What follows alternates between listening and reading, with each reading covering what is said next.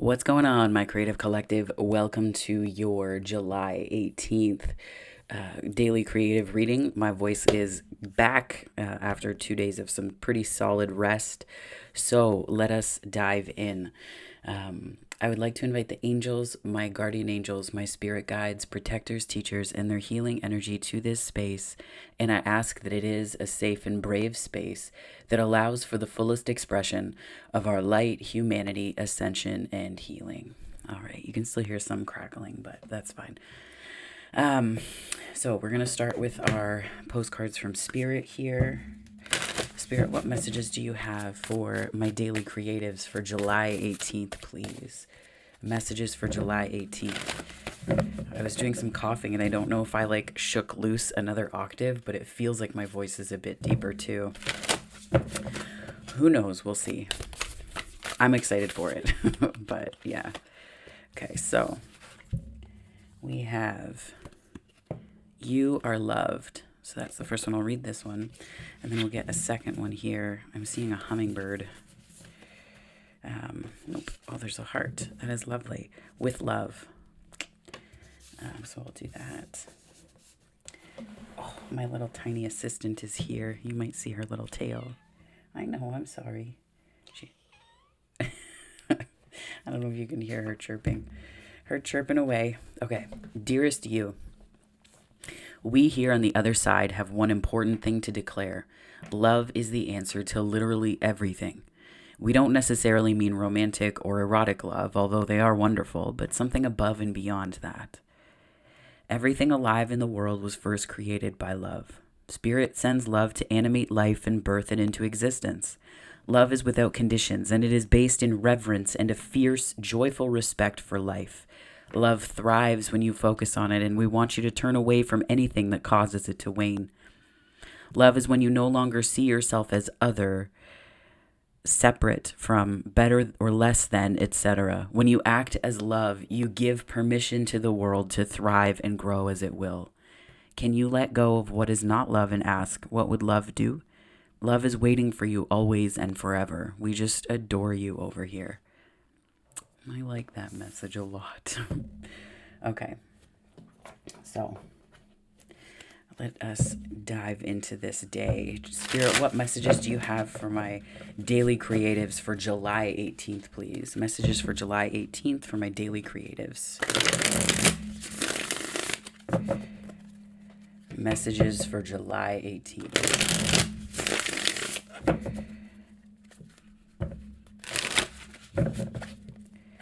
Thank you so much, Spirit. Ooh, starting with the High Priestess. Look at you. Jeez.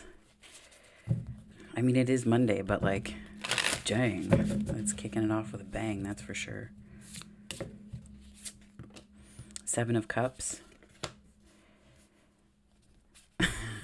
I almost just got this image of you being super connected to you, right? You're just you're doing your thing. You're so connected. You're intuitively on it. This could be like a carryover from the weekend. I don't know what you did this weekend, but what water you drank, but it's good.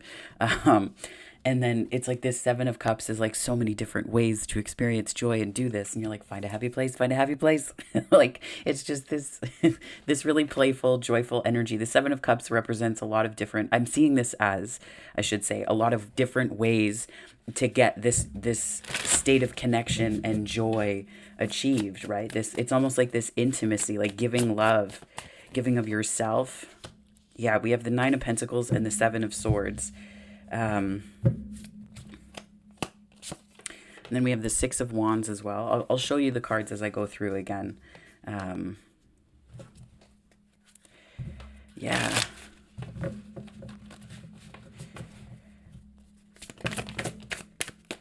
Ooh, Two of Cups. So Seven of Pentacles. Seven of Pentacles and Two of Cups. I almost feel okay. I'm going to put these together. For this one, the energy just came out as one, and then I'm going to put the Ace of... Holy crap. Okay, so... Okay, you go ahead, boo. You go, boo-boo. I know. I really just don't want her to, linger with that in your face, so... And she's still standing there, so she may have... Oh, I love that animal. Okay, Spirit, what additional messages do you have for my daily creatives? 10 of Wands, and then the Page of Swords. She can't make up her mind. Okay. Like, for real. For real. Yes, baby girl, what do you need? What can I do for you?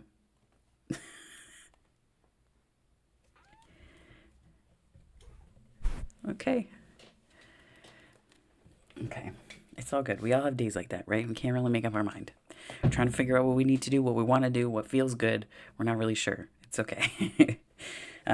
It's good to know that humans and animals are not immune from these things. So, nonetheless, I feel like you're starting the day off like there's like, it's this sort of like internal, like this, a bit of freshness. I feel the freshness because ending on the Page of Swords tells me that there's some aspect of new here. But I also feel like there's this big arc here. There's a big arc that is telling me this story of, it could be a relationship, a connection, work connections, projects. It's like I see the Two of Cups. To me, it's a relationship card. So that's how I read it for myself. But this could also represent, connections, soul bonds at work, people you work with really, really well, networking, that kind of thing. It's almost like there's something that might have been taking a long time. And it's like, instead of trusting in the divine timing, the challenge here is to trust in the divine timing, instead of putting faith in what you can see, because what you can't see is the bigger story here. Like, you see this little shoot and then this sprout coming up, but then there's this whole, it's almost like a plethora, an embarrassment of riches, as it were, that's sprouting up from beneath the surface, but you can't see it. You can't see it.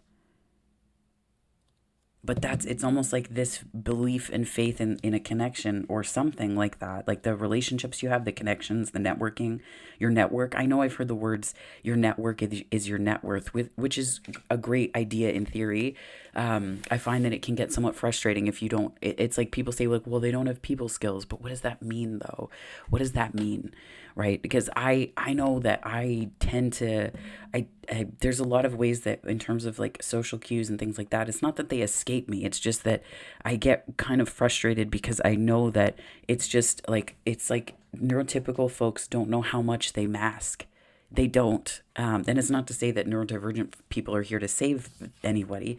But it's just like, for me, I'm like, I'm into a kind of depth with people where it doesn't, like, there's a lot of weird ways that neurotypical folks tend to stay on the surface because they don't want to say, I don't want to know.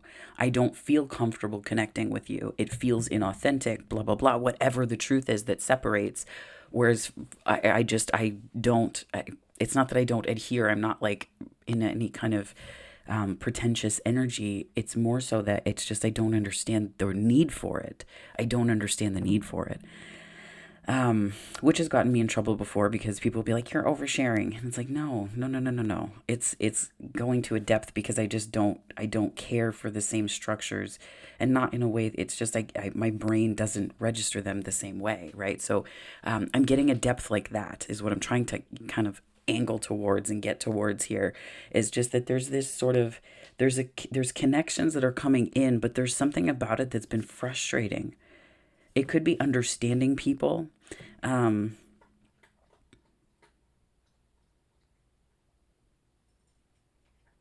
It could be holding out faith that, like, you're not alone. And I mean, you're never alone. It's not necessarily a given, because when we're in, dark nights or hermit phases, or even, feeling off to ourselves, it can feel like we are, but we're not. And I think the Two of Cups is showing up here as a sort of reminder that, like, something is taking its time, but, like, look at all of the things that you're becoming in the meantime. Look at all of the things that you're unbecoming in the meantime. Look at all of the things that you are leaning towards. Like, I'm seeing, so I went for a run last week and there were daisies along the side of the track. And as the sun changed position in the sky, I think this was the day that I did 5K, because it was a longer morning. And I watched them, like, at one point they were turned like this way, and then I watched it turn this way as I kept going around. And it was just so humbling because you're like, oh, it's following the light, right? So it's almost like doing that. Like you have to follow the light, as opposed to being too caught up in where you are, right?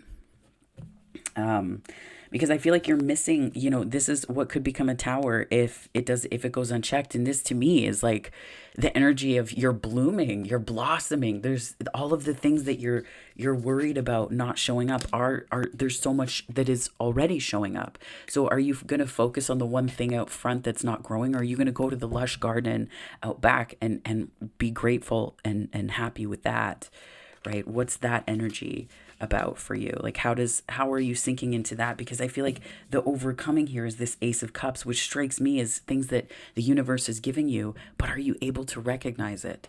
And I think that's where this Nine of Pentacles is a good kind of tower, because it's an epiphany, not just about worth or confidence, but it's an epiphany about the fact that you don't have to, there's so much that you've already done that you can be grateful for, that builds a foundation, right? This is like, to me, the Nine of Pentacles and Ten of Pentacles. The Nine of Pentacles is like, I feel like they're connected, right?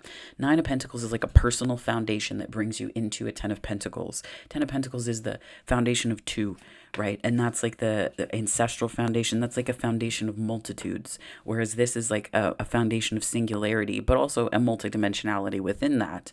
However, I feel as though that's where it could become a tower, because I feel like maybe you're not allowing yourself to really recognize that about you. Maybe you're not allowing yourself to recognize this. And the Seven of Swords is in the protagonist position. Interestingly, typically it's like a bit of I almost feel like this is like imposter syndrome, like feeling a little bit like you shouldn't, like you can't, like it's, we are not worthy. Like it's that kind of feeling. And, it could be that you're, putting situations up on pedestals. Okay, come on, baby girl. I know. Hi. Yes, darling. Here, do you want your grass?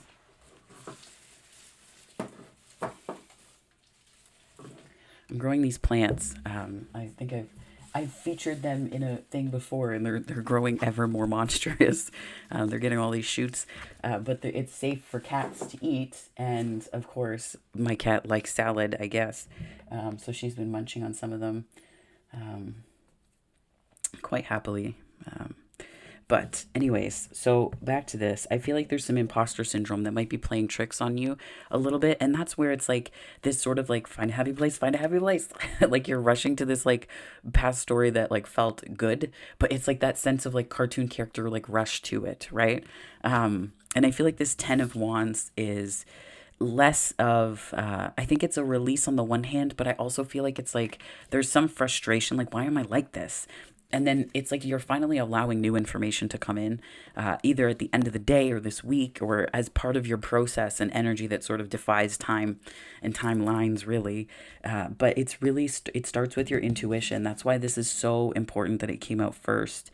To me, at least, I think this is an energy of choosing yourself, not necessarily over relationship or connection or networking or anything like that. It's prioritizing yourself and prioritizing your joy, so that this Six of Wands, it's almost like this is an antagonist position if you're in this imposter syndrome and learn nothing from it, right? That can become an antagonist, because any kind of public facing recognition for something will throw you completely out of balance if you haven't tended to it. So this right now, this feeling is a very good friend of yours.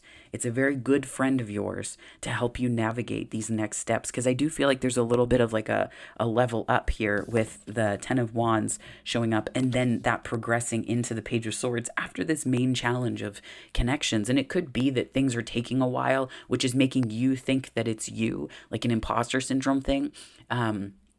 Without giving proper heed or attention to the nature of divine timing, right? And divine timing has always frustrated me as a concept, because, I've talked about this before, and part of my experience being on the spectrum is that, things like implied meaning and time, and this could just be related to dyscalculia, which I have. It's like dyslexia, but numbers flip, and the concepts of numbers, I don't always, anyways.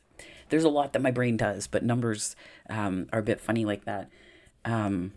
And I feel as though it's like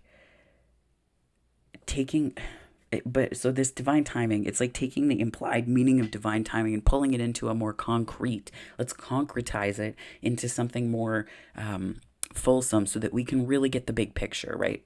Getting the big picture. And I feel as though there's a lot, like you're looking for the big picture, you're looking at or thinking that you're looking at the big picture, but I feel like there's an even bigger pullback, right? Like you're looking at all of these things and thinking that's the big picture because you can see a lot of things, but it's really just that your perspective has expanded. But I feel as though there's this internal expansion with the high priestess that needs to take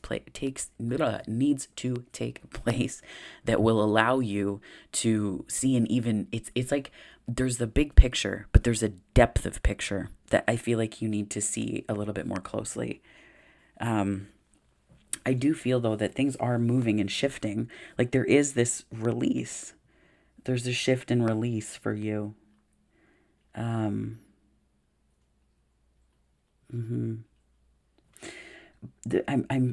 gonna clarify more here. I'm hearing the words steering by starlight and walking by faith. And I feel like that's what this is here. This high priestess, 7 of pentacles, 2 of cups, ace of cups. That's also very relationship energy. So if you're coming here more from an orientation of relationships than work or creativity or just reading the energies, this is something that's quite promising. But I do feel like there's an aspect of this where there's like a knowing that something's shifting. And I've had this for a while too. Like it's, and I mean, with a lot of things, like you can feel your life rearranging. You can feel it. And it's like, it's not that it's happening against your will because it's like you have to facilitate that shift. But what I'm seeing here is that you're allowing things to move in a way that, it's like the integration of a higher knowing and your heart space and those coming together. That coming together energy is so, I think it's going to be really beneficial. Let me clarify this here for you. I'm excited to see how the rest of the week plays out. Oh, that was not even a real shuffle. I mean, it was a real shuffle. It was a real interesting shuffle. That's So, Spirit, what messages do you have for my daily creatives for July 18th, please? That one? Nope, you do not want that one. Okay. So we have, we have the Page of Wands. Lots of page energy on this one. Lots of page energy here. Not like in the sense of being small, but there's like, it's like when you release the 10 of Wands, you go into the page because you've released something and you've leveled up in that regard. So you are in a learning state. You're in a curiosity. You're bringing more information to you. And with this high priestess, what I see you as doing is bringing in information from a source within you as opposed to something outside of you. This is definitely, the Page of Wands is definitely one of like knowledge and book smarts. But I feel like there's a way that you can utilize that is your own. There's a way that you can utilize these, this book smart that has nothing to do with, the knowledge itself. It's got everything to do with you and your high priestess state. So we have the, Page of Wands. We also have, we have the 8 of Pentacles, and we also have the 5 of Cups. Ever interesting.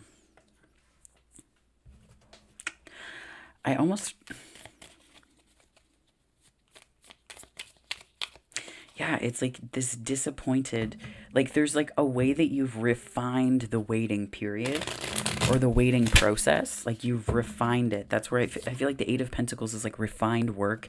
It's like craftsmanship. And this 5 of Cups is like, it's a little bit of a disappointment. Like there's a disappointment, like you're good on your own. You're good at this waiting. You're excellent with it, but you're like, can I do something other than wait, please? And thank you. Like, it's just like this feeling of like being connected, but I almost feel like this is where you kind of get out of your vortex, as it were. Like you get kind of spit out, is this way that this 5 of Cups is reading to me based on the fact that it's clarified later by the 7 of Cups and the 9 of Pentacles. It's coming across as like a little bit of a dented confidence somewhat. Like with the Ace of Cups here, it's like you have to believe in the Ace of Cups, but you're looking at the 5 Cups that you experienced that you thought were aces, that you thought were 2s, and they never filled that way. So it's like you can look at it from this perspective, from the 5 of Pentacles. That is kind of 5 of Pentacles. Yeah, kind of a little bit. Like this is what happens in your heart. But then the Five of Pentacles is the expression, materially speaking, so to speak, in terms of tangible things outside of you. And the Eight of Pentacles is, to me, that's where it's like this way that you can see it as part of you making the big picture, right? There's a certain sense here that like when you're pulling back from the big picture, you're the one who made the picture.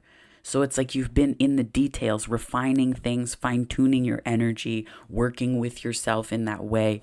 And it's like, don't look at it as like, oh, that wasn't in the picture. No, there's something bigger happening and unfolding here. And I think that getting too caught up in the big picture is how, excuse me, this Nine of Pentacles can become a tower, because it will, like that tower, that becomes a way of withholding from yourself. You're withholding joy from yourself. Yeah. So I feel like it's a way that you might be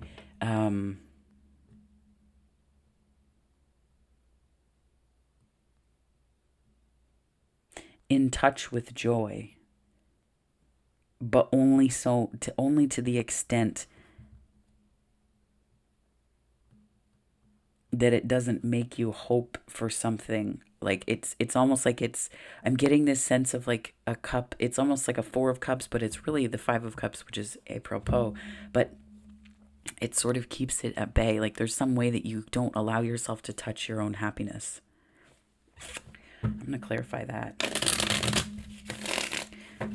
Like it's like you're always looking for the bigger picture, but like this is the bigger picture and you're in it, right? You're part of it. You're engaging with it as opposed to pulled back from it. So it's kind of understanding and in placing yourself in it. You're in it, you're of it. Yeah, the Hanged Man. That's the energy that I'm feeling. Thank you so much, Spirit. Like it's almost like you're seeing yourself as being in the Hanged Man. Like I'm just getting more information. I'm just getting some enlightenment. It's fine. And what's coming to mind, thank you so much, Spirit. One of my cousins got married on my mother's side. And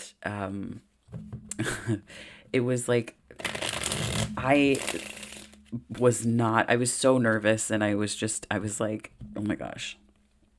Anyway, so as soon as people started dancing, I just started dancing, and I was like, screw it. I don't care how stupid I look. This is a really great occasion. I want to celebrate, and I'm going to dance and do what I'm going to do, right? Like, and I probably inherited this from my father, but because he's ripped his pants at like 3 weddings now. I think he's like up for a record. I did not do that. But it was just like going onto the dance floor and just dancing without abandon. Or with abandon? With abandon. I was so sore the next day, but I was so glad that I didn't sit back and just watch and wait, right? And it's like watch and wait for what? And it's almost like this, like you have to get on the dance floor eventually, because you can only take in so much information, right? It's like this channel. When I started this channel, and I still have this, and I might be putting something together for it, but I looked around at major readers, and I had categories of like 30,000 and under, 1,000 and under, and then I had like, 50, and then 100, and everything in between. And I was looking at how they used descriptions. I was looking at titles that they used. I was looking at, thumbnails and just ways that they had leveraged their community and their skills and their gifts for their good, for the good of the collective, right?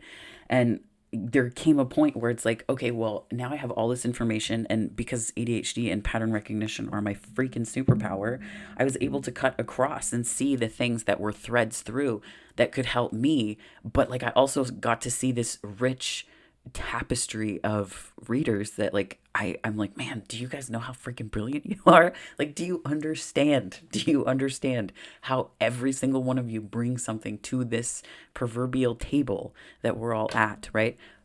So but that aside, I don't know, I'm very humbled and honored to be part of this community by virtue of doing this. So that's a thing. But it's also just to say that there comes a time where you can gather so much information, and then you just have to do it. Right? You have to just do it. It's like Think Media says, like their thing is like just press record. Like you've just got to jump in eventually. It's going to be weird and awkward, like, and that's why I haven't taken down some of my very first videos, because I kind of want to leave them up there so that people understand that, like, it takes a minute to get used to it. It takes a minute to find your little, your niche within your niche, or niche within your niche. But it's like, you get there, but you have to move out of this hanged man state first, because it came out like this when it was in my hand, and that's kind of how the energy is reading. It's reading like a reversal to me, because it's like you're resisting coming out of it, when what you need to do is to release yourself from it, right? You're in that state, and it's like you need to pull out of it, because you're actually in the Nine of Pentacles. You have so much information that's really tangible for you, right? It's super tangible. You may not know how to feel about it, Seven of Cups, but it's there, right? Like, you may not understand how to feel about it right away, because you may not, because this imposter syndrome. Spirit, can you clarify this for me, please? And thank you. I'm going to pull one more on here, just because I'm pulled towards that energy. The moon. Yeah. Okay, so Spirit's trolling me a little bit. Yeah, I'm like, well, there's, you can't, you have to pull yourself out of the hangman energy. You have to do it. Spirit's like, we have to go on to the next one, because they can't see why, because of the imposter syndrome. Okay. Let's do this. I enjoy when Spirit's like, Queen of Cups. Yeah, there it is. Sometimes it sounds so trite to say the answers are found within your heart. Because, like, what does that actually mean, right? What does that mean? In the big picture, anyway, like, what is that? How does that connect to anything at all? Then we have the Six of Swords. Yeah. Six of Swords, Ten of Pentacles, but we also have the Devil.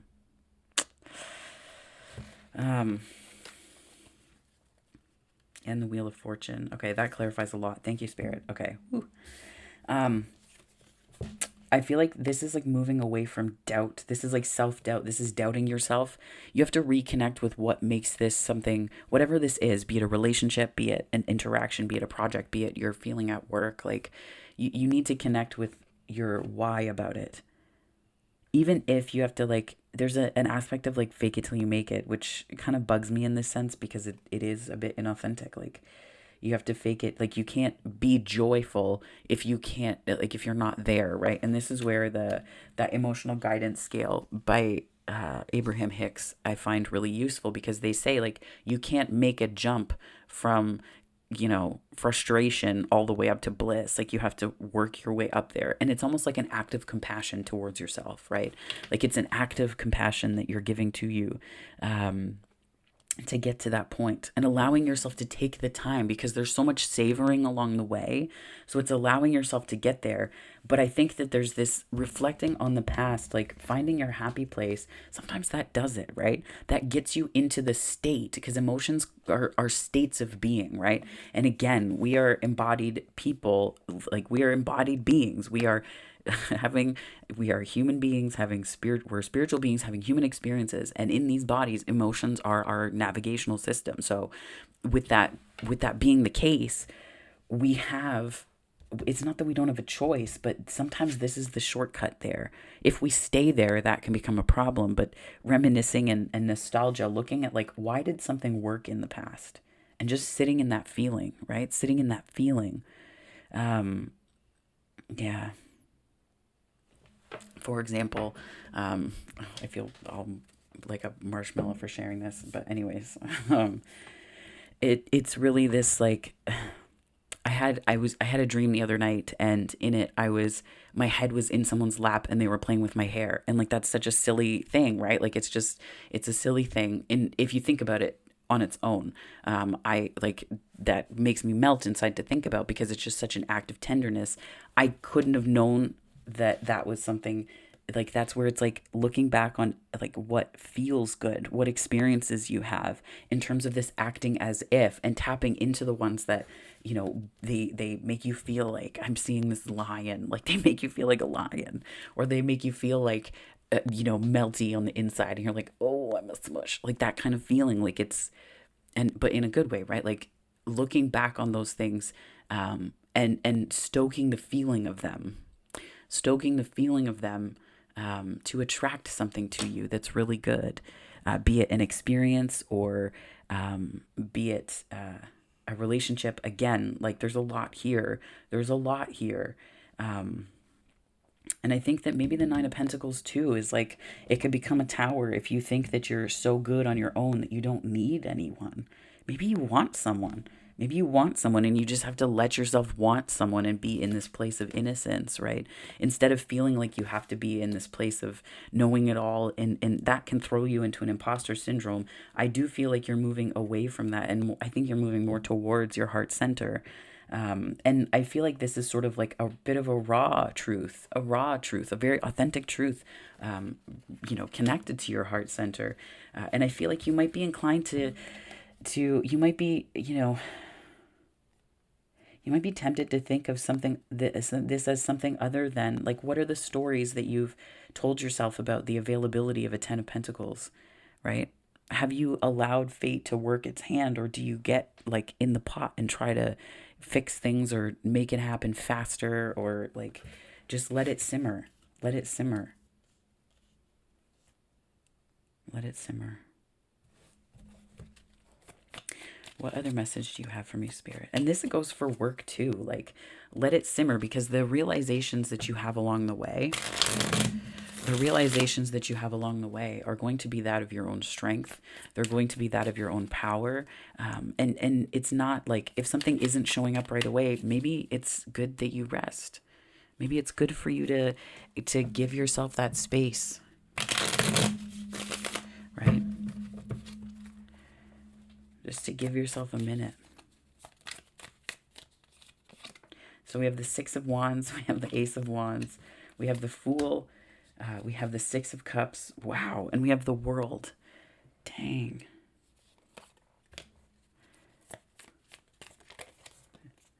And Ten of Swords, yeah. What just came out here? Oh, wow. So we have the Star, the Six of Wands, clarifying the Six of Wands, and the Ten of Swords, which is like, this is like that. It's the healing of, it's almost like a comfort with being seen. Like you're getting more comfortable with being seen, for all of who you are and maybe what you are, but in a way where it's like, it's not about shying away from the limelight. It's like when someone shines a light on your authentic self, when someone shines that light, do you stand in the spotlight or do you shy away from it? And it's not about people seeing. It's not about stage fright. It's about like how, this is really interesting in how it's showing up, but it's like, how available are you to be seen?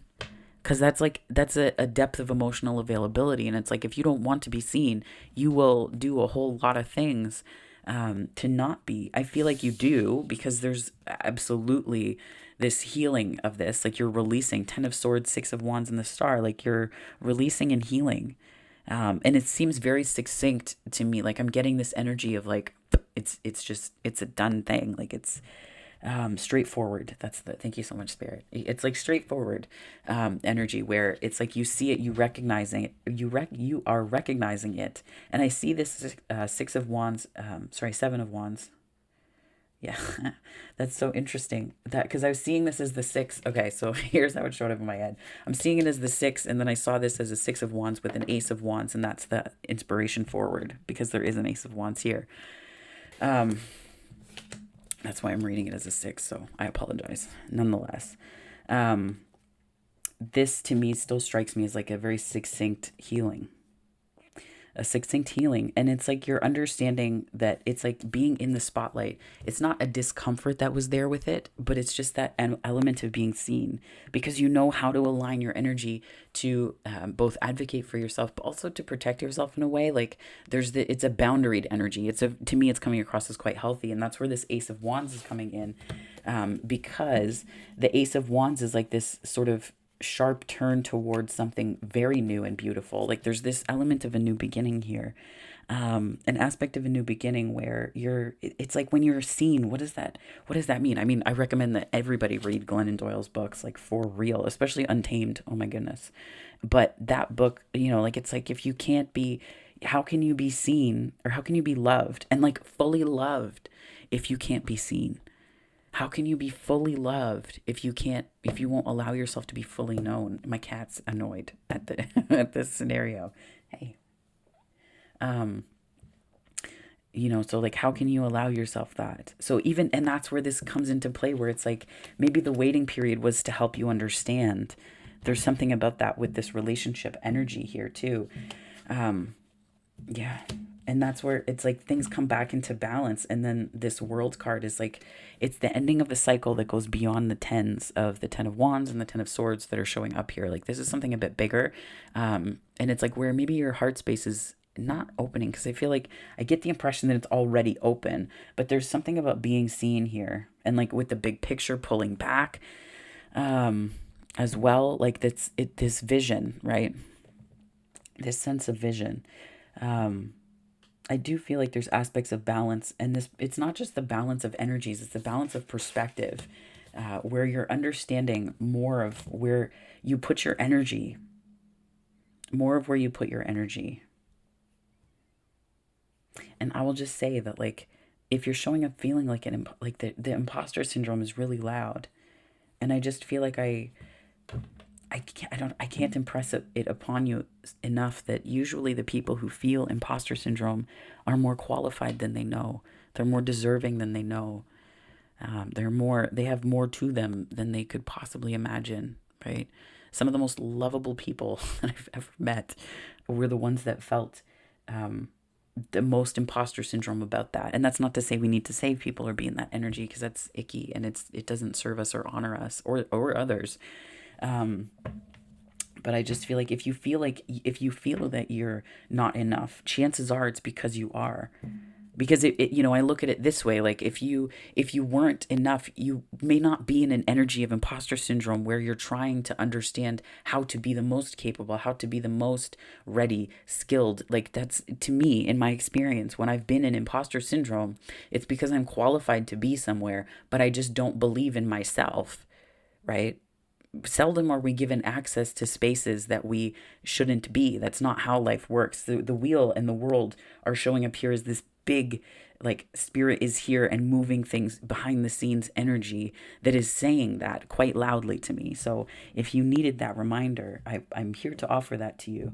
I'm going to pull a note from the universe on love and connection to close this out. This is really loud. Karma's on your side. Yeah.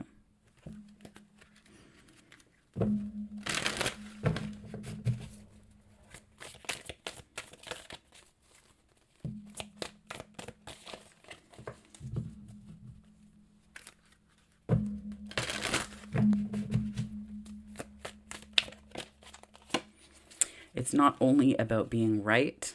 I think that can be what kind of leads to some imposter syndrome too.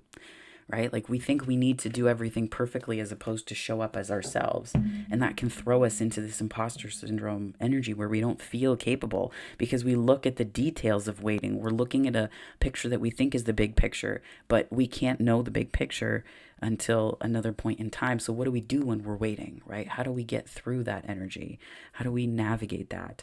So remember that maybe sometimes that's a little bit of imposter syndrome. Okay, so with love, there's the back of that. I can only see a little bit. I got I think I talked about this, a new tempered glass thing. So I can't really see the screen as well. I'm trying to work on that still, but so this is this is excellent. I'm smiling so big. Okay. Dearest you, did you know that when you stop fighting and accept everything exactly as it is right now, miracles start to happen? There's a freedom in this kind of radical acceptance. Let go of unrealistic expectations and see things as they really are, not how you'd like them to be. You'll be surprised at how everything seems to fall into place. When you refuse to accept things, life gets messy. You act messy and your world stays in chaos, tension, and disarray. but don't try to force a change or manipulate circumstances. Instead, learn about what is in front of you and face it with your eyes fully open. Then you can decide, stay or go, sink or swim, move or stay still. Acceptance is the key to freedom and opens the door to real opportunities waiting to be discovered. Set yourself and others free. Loving you so much, always and forever. Yeah, I kind of feel like that's a bit of an antidote to this imposter syndrome too, right? I don't know why that's so loud in here. Um, yeah. And just remember that it's okay to need, like, to have needs, number one. Being needy is not, I feel like it gets such a bad rap. And it's like, I feel like we need to redefine what people mean. Be more specific. Needy is like having needs. No, that's not, that's, manipulating people with needs masquerading as wounds, that is the thing to stay away from. But having needs, no, it's okay to have them. It's important actually, to need specific things. You can do that without getting super attached to people or partners or situations, but don't talk yourself out of that, because then you're going to be in this 9 of Pentacles and like, it's like you're going to give the universe conflicting messages where you're like, well, I'm good on my own, but I would also like a relationship. Well, I'm good on my own, but I also like fulfilling team relationships at work and whatnot. Like it's like this sort of like conflicting energy that sort of pulls the magnets apart. So it's like, what does it feel like to have your needs met without, in healthy ways, like, and to advocate for your needs similarly. Yeah, this ended up being a really huge reading. It's okay though. I don't mind it. I quite like it. So wow. Okay, so that is your daily creative reading for July 18th, my darlings.